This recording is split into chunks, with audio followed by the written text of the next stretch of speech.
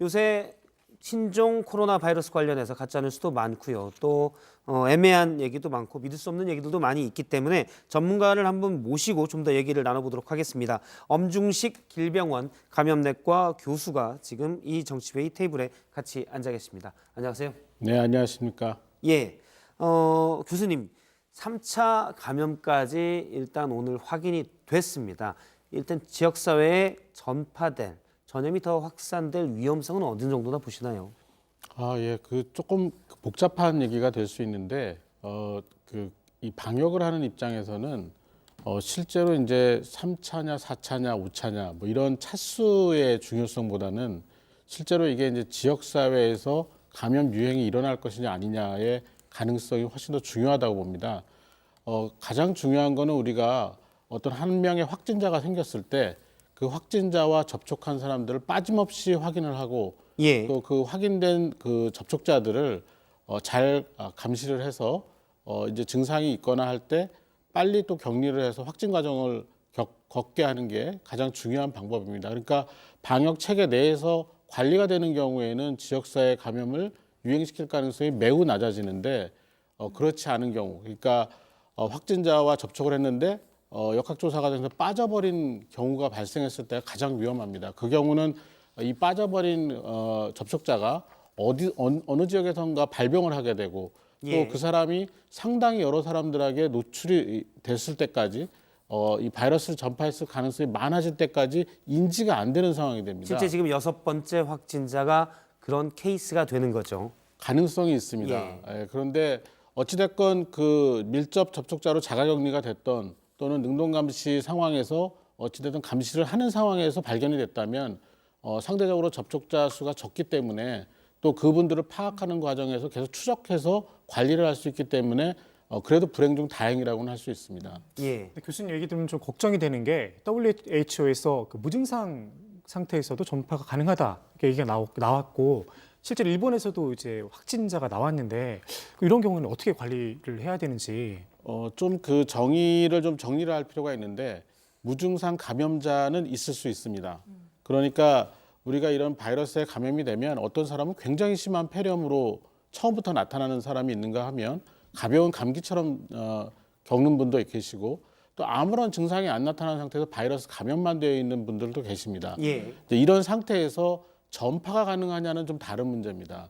그러니까 감염은 무증상으로 되어 있지만 이 무증상 상태에서 다른 사람에게 이 바이러스를 전파할 수 있느냐 이 부분에 대해서는 이제 가능성이 제기가 됐지만 아직 증명된 바가 없습니다. 이 경우는 굉장히 증명이 어렵고 까다로운데 이런 증명되지 않은 상황에 대해서는 조금 이런 가능성이 증폭되는 거는 저는 그렇게 바람직하지 않다고 생각합니다. 왜냐하면 이 무증상 감염자가 다른 사람에게 전파가 가능하다라는 가정을 받아들이면 지금 현재의 검역 과정 그리고 방역 체계를 모두 다 바꿔야 됩니다.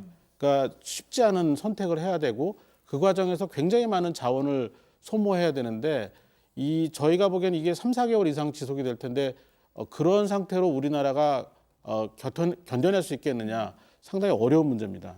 예. 그러니까 근데 사실 6번째 확진자의 경우 앞서 이제 무증상이라는 것에서 설명을 좀 해주셨는데 개인적으로 어떤 사람이 내가 지금 증상이 있는지 없는지도 알기가 어렵지 않습니까? 명확한 기준을 가지고 할 수 있는 것도 아니고 매일 본인의 체온을 체크하면서 하는 것도 아니고요. 하지만 그래서 개인적으로 볼 때는 나는 증상이 없다라고 생각하는데 몸 안에는 이미 바이러스가 많이 커져서 있을 수도 있다는 거 아닙니까? 그래서 맞습니다. 전파 가능성도 있고. 네. 네. 그런데 이걸 기준을 너무 당겨버리면 관리해야 될 대상이 너무 무한정 늘어나기 때문에 자원을 효율적으로 쓸 수 없다는 그런 방역 당국의 어려움이 있다는 말씀이시군요. 네, 맞습니다. 예. 하지만 지금 6번째 확진자의 경우 조금 더 밀접하게 밀접 접촉자로 관리를 했으면은 10번째, 11번째 확진자로 더 전염됐을 가능성을 사전에 방지할 수 있지 않았을까라는 생각도 하기 때문에 좀 애매한 부분이 있는 것 같습니다. 이런 접촉자 관리에서 가장 어려운 부분이 두 군데가 있습니다. 예. 하나는 가족입니다. 그리고 의료진.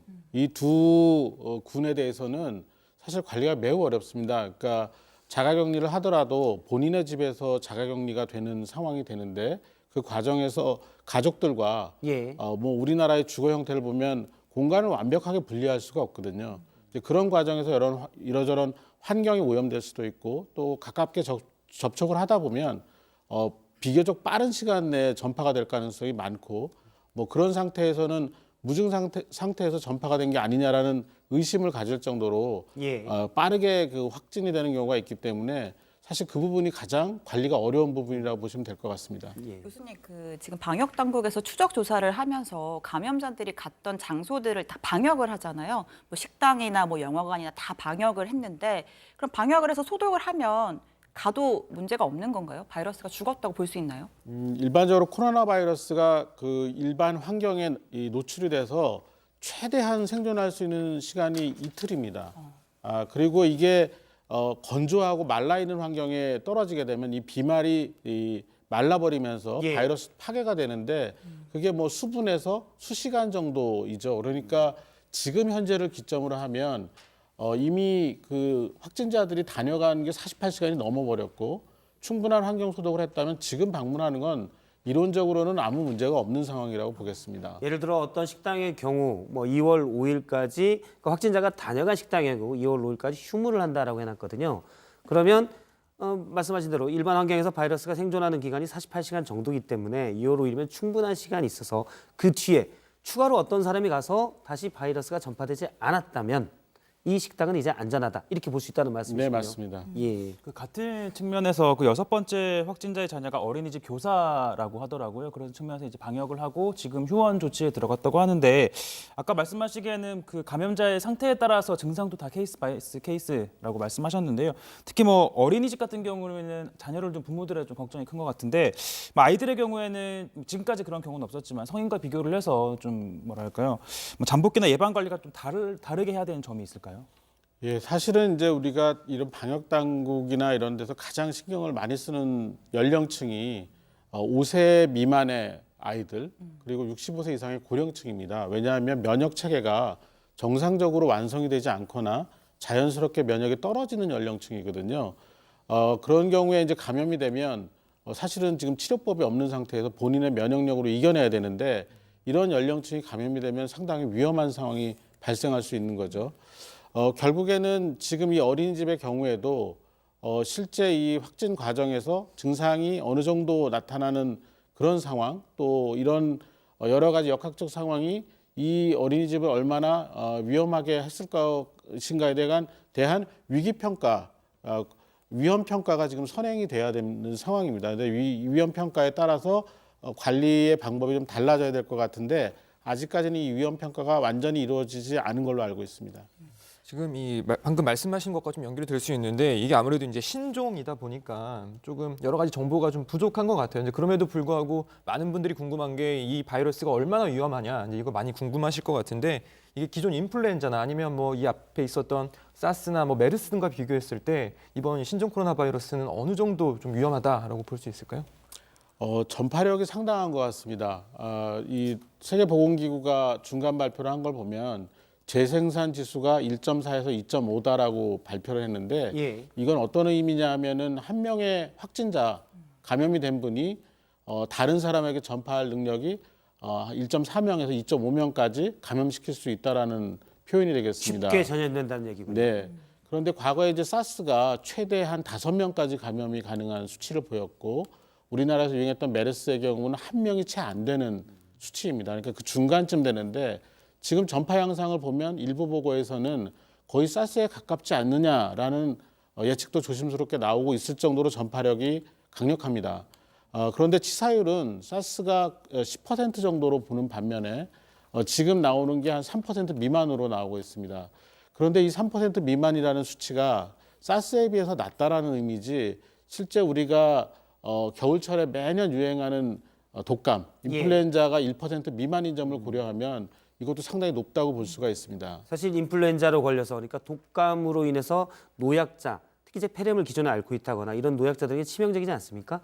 근데 그 독감보다도 이 신종 코로나 바이러스가 3배 정도는 더 위험하다라고 볼 수 있겠군요. 지금 말씀하신 데 따르면요. 뭐 산술적으로는 그렇고요. 근데 이제 여기서 좀 주의해야 될 점은 뭐냐면 실제 감염되는 연령층이 어디냐, 예. 또 그 나라의 어떤 의료 수준 이것도 굉장히 중요합니다. 그러니까 의료 수준이 높은 나라일수록 사망률은 낮게 나오게 되겠습니다. 예. 네. 아무튼 뭐 어쨌든 뭐 우리나라가 상대적으로 의료 수준이 높은 편이니까요. 중국과는 또 다를 수가 있겠지요. 네. 예, 알겠습니다. 앞서 이제 전염성, 그러니까 쉽게 전파된다고 했는데 앞에 신혜원 반장 발제에서도 봤지만 우한에서 전세기로 모셔온 교민들이 오늘 이제 격리시설에 수용이 됐습니다.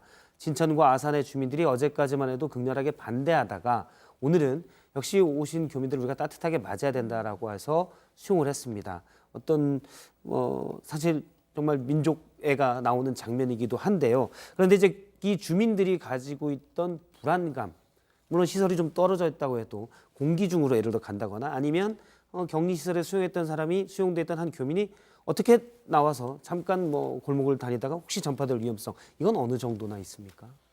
뭐 일단 저도 그 교민들이 이 안전하게 그 주거지 근거로 이렇게 무사히 안착을 한 거에 대해서 그 지역 주민분들께 너무나 감사를 드리고요. 예. 문제는 이제 그 이런 교민들이 왔을 때 실제로 전파될 수 있지 않느냐는 그 우려를 사전에 이제 충분히 불식시켜드리지 못한 점이 아쉬운 점인 것 같습니다. 그런데 실제로 우리가 비말 감염이라는 형태로 이 코로나 바이러스는 전파가 되는데 비말이라면 예를 들어 재채기 할 때 나오는 작은 그 입자입니다. 입자들이요? 예, 수분이 많은 입자인데 이게 5마이크로미터 정도 크기인데 눈에 보이지는 않습니다. 이거를 기침이나 재채기를 할 때 정말 세게 해도 2m 정도 날아가다 떨어집니다. 예. 보통은 1m 이내에 떨어지고요. 그러니까 그 주거 시설에서 2m 가까이 이렇게 가지 않는 이상은 예. 이 비말에 노출될 일이 없고 또 이 코로나 바이러스는 공기 전파가 증명된 사례가 거의 없습니다. 아주 특별한 경우를 제외하고는. 이걸 신종 코로나라고 하는데 전반적인 일반적인 코로나의 네네. 특성을 그대로 가지고 있을 그리고- 것이다라는 얘기군요. 네, 그리고 지금 신종 코로나 바이러스도 유행 양상이 공기 전파 가능성은 없다고 보시면 됩니다. 그리고 우리 지구상에 있는 그 미생물 중에 사람에게 감염을 일으키는 미생물 중에 몇백 미터 또는 몇 킬로를 날아가서 사람을 감염시키는 미생물은 없습니다. 예. 그래서 이 거주지에서 적어도 몇백 미터 또는 몇 킬로가 떨어져 있다고 알려져 있기 때문에 일단 자연스러운 그런 공기 전파 가능성은 없다고 이해하시면 되겠고요. 그 다음에 반면에 이제 정부는 그렇기 때문에 이 주거지에서 이제 그 격리 수용되고 있는 이 교민들이 이 지금 살아야 되실 그 2주 동안 예. 지내셔야 될 그 지역을 벗어나거나 해서 주민분들에게 불안함을 느끼지 않도록 좀 철저한 그런 관리 감독이 좀 필요한 것 같습니다. 보건당국이 방역과 격리를 철저히 한다면 지역 주민들이 불안해할 필요는 없다라는 말씀으로 네, 이해하면 맞습니다. 되겠군요. 예. 네, 교수님 저희가 당연히 뭐 과도하게 불안해할 필요는 없지만 예방 차원에서 마스크 쓰라고 하고 뭐 손 열심히 씻으라고 하잖아요. 마스크는 그냥 미세먼지 차단했던 그 뭐 식약청에서 인증한 그 마스크 쓰면 되는 건가요? 예, 일반적인 마스크라고 보시면 되겠습니다. 근데 중요한 거는 실제 마스크의 종류보다는 마스크를 어떻게 잘 착용하느냐가 더 중요한 것 같습니다. 일단은 입과 코를 동시에 가려야 되겠고 또 최근에 마스크를 보면 코 주변에는 가느다란 철사 같은 게 들어있어서 이렇게 딱 코에 맞출 수 있게 되어 있습니다. 그 맞춤 과정을 거쳐야 되겠고요. 또 하나는 이제 버릴 때 마스크 끝만 잡고 버려야 됩니다. 마스크 앞쪽을 이렇게 잡고 버리게 되면 앞에 필터링 되는 부위에 있는 어떤 미생물이나 이런 게 손에 묻을 수가 있기 때문에 반드시 끝을 잡고 버리고 그다음 손위생을 하는 것이 중요하겠고요. 그다음에 이런 이 면으로 된 마스크 같은 경우는 좀 곤란합니다. 그러니까 장기간 사용하면 다 젖어버리기 때문에 곤란하고 가능하다면 일회용 마스크를 자주 갈아서 착용하는 것이 예방 효과로는 가장 좋은 것으로 알려져 있습니다. 그러니까 이렇게 잡아서 버리라는 말씀이시군요. 마지막으로 짧게 요거 하나 여쭤보겠습니다. 요즘 반려동물을 키우는 분들이 많아서 혹시 반려동물을 통해서 내가 감염될 수 있지 않을까 이런 걱정도 많이 하시는 것 같아요. 어떻습니까? 이런 부분은. 네, 신종 코로나 바이러스가 아마도 어떤 동물로부터 유래해서 사람으로 넘어왔을 거라는 가정을 하고 있습니다. 예. 그러나 사람으로부터 우리가 항상 옆에 두는 반려동물, 뭐 개나 고양이에게 넘어간 사례는 아직까지 확인이 되지 않았고 이론적으로도 이런 종간 장벽이라고 표현을 하는데요. 예. 서로 다른 동물 사이에서 바이러스가 퍼져나가는 것은 굉장히 어려운 과정입니다. 아주 오랫동안 밀접한 접촉이 반복돼야지만 가능한 부분이기 때문에 이렇게 새롭게 나온 바이러스가 쉽게 그런 종간 장벽을 뛰어넘어서 전파될 거라고는 예상하지 않습니다. 예, 알겠습니다. 교수님에게 많이 궁금한 것들 또 좀 저희가 확실히 잘 몰랐던 것들을 잘 설명을 들은 것 같습니다. 예, 교수님 오늘 말씀 고맙습니다. 네, 감사합니다.